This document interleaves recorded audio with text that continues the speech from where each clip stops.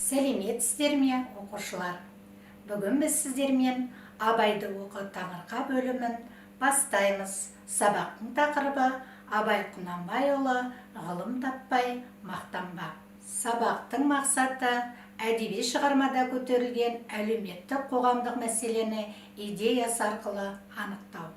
Балалар, бүгінгі сабағымыз біздің ерекше болғалы отыр.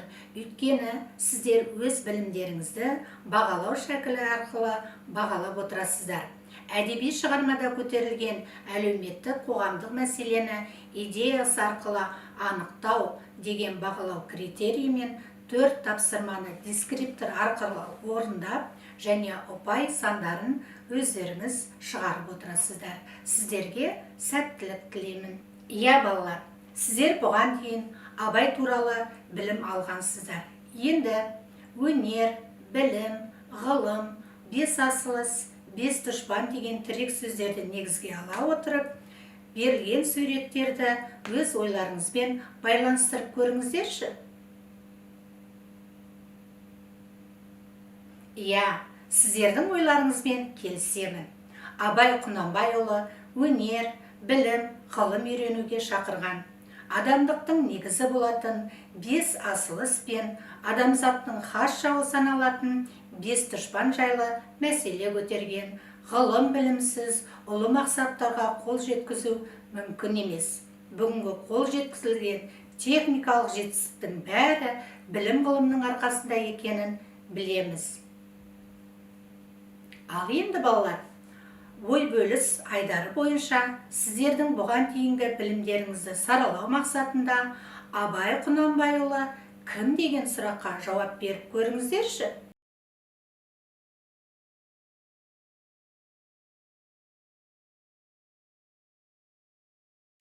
Иә, балалар, сіздердің ойларыңызбен келісемін. Абай Құнанбайұлы жазба әдебиетінің негізін қалаушы, ақын, сазгер, аудармашы, философ. Енді балалар, Абай өмірі мен өскен ортасы жайлы қосымша ақпаратқа назар аударыңыздар. Абай 1845 жылы 10 тамызда Семей өңірі Шыңғыстау баурайында дүниеге келген. Азан шақырып қойған аты Ибрахим. Әкесінің түсіне әнет баба аян беріп, сол себепті Ибрахим пайғамбардың атын қойыпты деседі. Әжесі Зере немересін Абай деп еркелеткендіктен ел арасында Абай атаныпты. Абайдың анасы Ұлжан өте ұстамды, мейірімді, дана кісі болған. Абайдың өнер білімге деген құштарлығы ерте оянуына әжесі Зере себепкер болған. Абайдың әкесі Құнанбай қара қылды қақ жарған би, небір шежірелді жатқа білетін ақылды, беделді адам болған. Құнанбай 1849 жылы Қарқаралыда мешіт салғызған. Абайдың арғы аталары Өскенбай мен Ырғызбай өз заманында белгілі батыр, әрі би болған кісілер екен. Енді балалар, сіздер алған ақпарат бойынша Абайдың өмірі мен шығармашылығы жайлы ментальды карта толтырыңыздар. Мұнда Абай Құнанбайұлының отбасы және өскен ортасы, өлеңдері, аудармалары, шәкірттері, Абайды зерттеушілер жайында ақпаратты толтыруларыңыз керек. Оқулықтың 48-52 беттеріндегі деректерді, қосымша ақпараттарды қолданып, ментальды картаны толтырыңыз. Дескриптор оқулықтағы және қосымша ақпараттарды қолданады, ментальды картаны толтырады.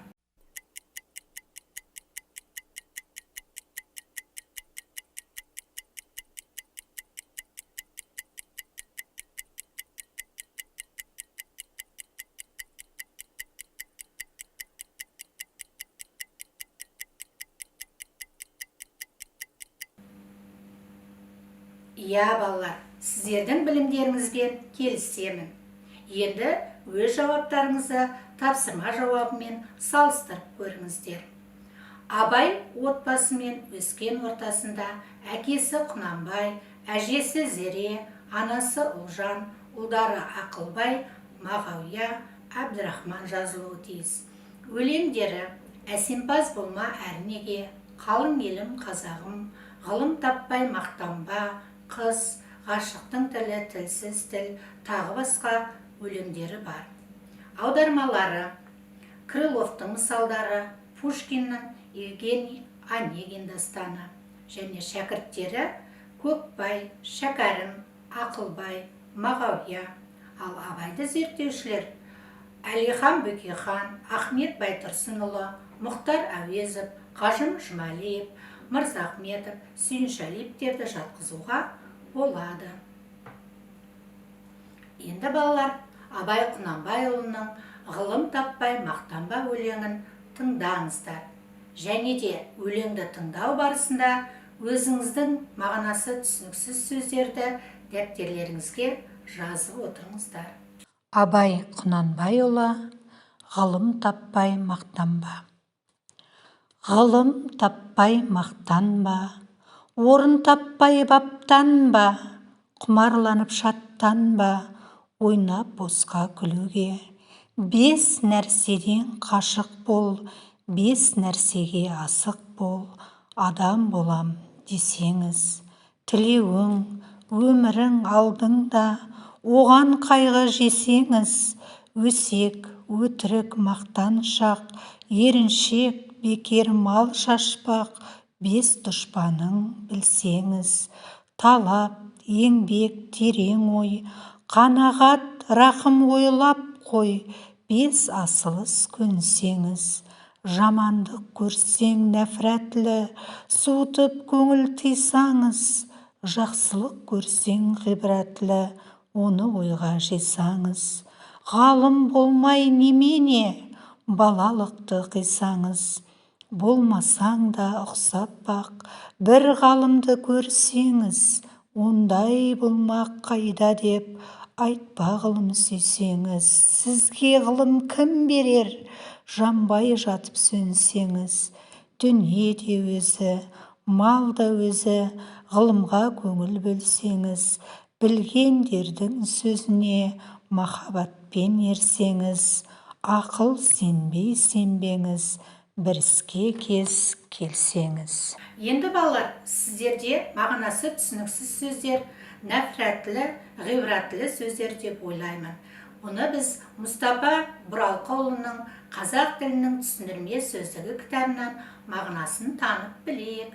Нәфрәтлі араб сөзі, жиіркенішті, ғибратлы сөзі де араб сөзі, үлгілі деген мағынаны береді екен. Енді ауызша тапсырмаға көшейік. Өлең жолдарында берілген 5 асылыс пен 5 дұшпанды атаңыз. Сұрақтар бойынша өз ойыңызды білдіріңіз. Өлеңде қандай мәселе көтерілген? Абай айтқан 5 асыл іске өз тарапыңыздан тағы қандай асыл істерді қосар едіңіз? Дескриптор: өлең жолдарында берілген 5 асыл іс пен 5 дұшпанды ажыратады, сұрақтарға жауап береді.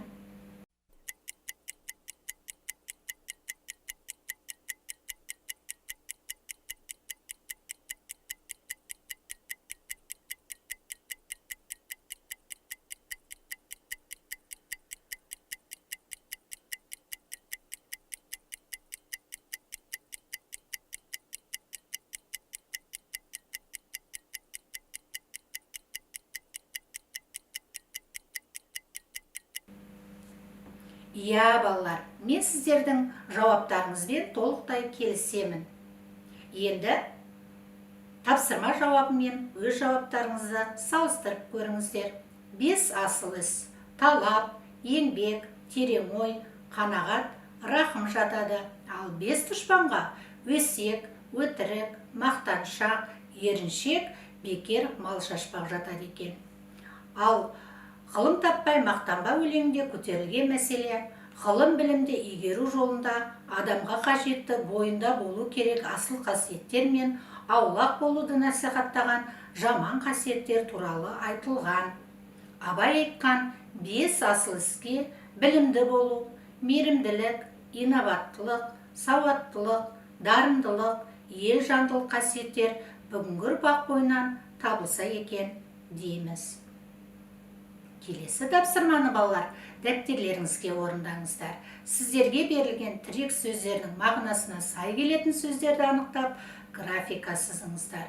Берілген сөздер рақым, білім, өсек, қанағат, шаттанба. Мағынасын табатын сөздеріңіз болмашыға қуанба, адамгершілік, мейірімділік, қайырымдылық, белгілі бір жүйедегі ұғым, біреуді сыртынан даттап ғайбаттау, тойымдылық, барға ризашылық. Дескрипторы тірек сөздерінің мағынасын анықтайды, графика сызады.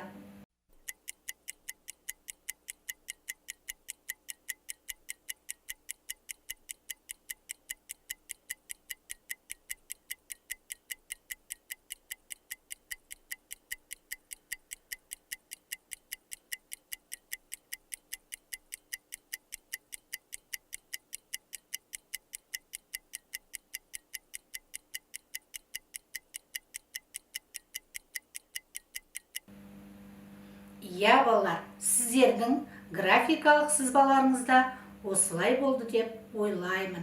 Енді жауаптарыңызды тексеріп көріңіздер. Шаттанба, болмашыға қуанба деген мағынаны білдіреді екен. Рақым, адамгершілік, мейірімділік, қайырымдылық деген мағынаны білдіреді екен. Білім, белгілі бір жүйедегі ұғым. Өсек, біреуді сыртынан даттап ғайбаттау, ал қанағат, тойымдылық, барға ризашылық дегенді білдіреді екен. Сонымен балалар, қорытынды бөлімде өлең мазмұны бойынша 3 қадам әдіс арқылы кестені толтырасыздар. Бірінші бөлікте өлеңде көтерілген әлеуметтік қоғамдық мәселелерді анықтаңыз. Қазіргі өмірде бұл мәселелер өзекті ме? Ақынның 5 асыл іс пен 5 дұшпан туралы сөз қозғау себебі неде деген сұрақтарға өз ойларыңызды білдіресіздер. Дескриптор өлеңдегі әлеуметтік қоғамдық мәселені анықтайды, өз ойларын тұжырымдап жазады.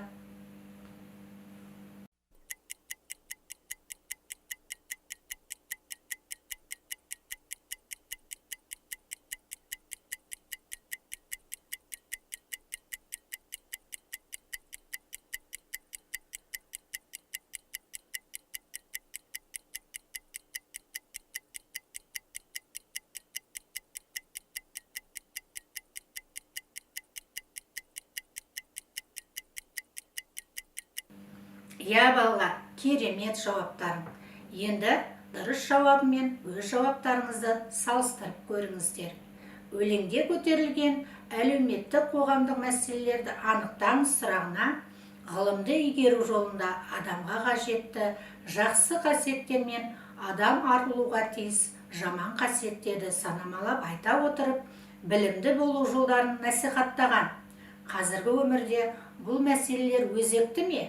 Әрине, бүгінгі заманда білімсіз еш нәрсеге қол жеткізе алмаймыз. Ғылым мен техника ғарыштап дамып жатқан кезде жан-жақты білім алу үшін тер төгуіміз керек. Жаман әдеттерден арылуымыз керек. Ақынның 5 асыл іс, 5 дұшпан туралы сөз қозғау себебі неде? Жас ұрпақ жақсы адам болып қалыптасу үшін адами қасиеттерді бойына сіңіріп өссе, жаман әдеттерден жиренсе деген жанашырлық оймен айтылған. Ал енді балалар, үй тапсырмасына қазақ әдебиеті оқулығы бойынша 56 беттегі Абай Құнанбайұлының ғылым таппай мақтанба өлеңінен үзінді жаттаңыз. Екі жақты күнделік кестесін толтырыңыз. Сізге әсер еткен шумақты анықтаңыз. Неліктен өзіңізге әсер еткені туралы ойыңызды жазыңыз және сол үзіндіні жаттаңыз. Балалар, бүгінгі сабақта сіздер өз білімдеріңізді бағалады деп ойлаймын. Сіздер сабақтың өн бойында әдеби шығармада көтерілген әлеуметтік қоғамдық мәселенің идеясы арқылы анықтадыңыздар және 4 тапсырманы дескриптор арқылы орындадыңыздар. Сабақтың соңында сіздерде ұпай саны шықты деп ойлаймын. Балалар, бүгінгі сабағымызға білім кемесі арқылы кері байланыс жасайық. кеме желкенін сәйкес түске бояп, тақырып бойынша өз жетістіктеріңізге баға беріңіздер. Егер сіздер сабақты толық түсініп, белсенділік танытсаңыздар, желкенді жасыл түске бояңыздар. Егер қиындық туып, толқыныс пайда болса, онда желкенді сары түске бояңыздар. Егер сабақ түсініксіздік, алаңдаушылық сезімі болса, онда желкенді қызыл түске бояңыздар. Міне балалар, біздің сабағымыз да аяқталды. Келесі кездескенше сау болыңыздар.